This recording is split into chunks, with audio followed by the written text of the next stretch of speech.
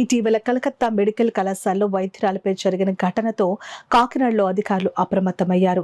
కాకినాడ ప్రభుత్వాసుపత్రిలో మహిళా వైద్యులు, మహిళా పేషెంట్స్ భద్రతపై అధికారులు దృష్టి సారించారు. అందులో భాగంగా జిల్లా కలెక్టర్ షాన్మోహన్ సగిలి ఆదేశాల మేరకు కాకినాడ నగరపాలక సంస్థ కమిషనర్ భావన కాకినాడ ప్రభుత్వాసుపత్రిలోని మహిళా వార్డులో ఆకస్మిక తనిఖీ నిర్వహించారు.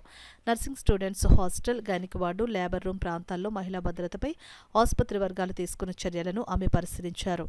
ఈ సందర్భంగా కమిషనర్ భావన మీడియాతో మాట్లాడారు. కమిషనర్ వెంట ఆసుపత్రి superintendent doctor Lavanya Kumari, RMO doctor Anitha, nursing superintendent Sandhyarani, corporation health officer doctor Prithvicharan, engineering అధికారులు చక్రవర్తి, రాహుల్, ఇతర విభాగాల సిబ్బంది Surendra, health inspector Suvarnaraju, sergeant Nanibabu, security supervisor Lokesh, Babji తదితరులు ఉన్నారు. హాస్టల్స్లో యాక్సెసిబిలిటీ, ఫుట్పాత్స్ ఉండాలి, రోడ్స్ ఉండాలి, ఇలా చిన్న చిన్న ఇష్యూస్ కూడా ఇన్స్పెక్ట్ చేయడం జరిగింది. అండ్ ఒక సూపరింటెండెంట్ కూడా ఇది మాకు గణం పెట్టారు. దట్ ఒక ఎగ్జిక్యూటివ్ కౌన్సిల్ కమిటీ ఫార్మ్ చేయమని జరుగుతుంది. That they will hold regular meetings with female staff.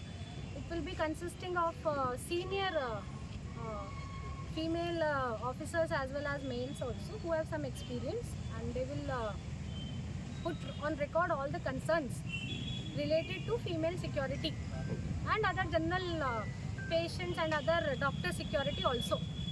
Female security as priority, but other male security, male doctor security and other security concerns also.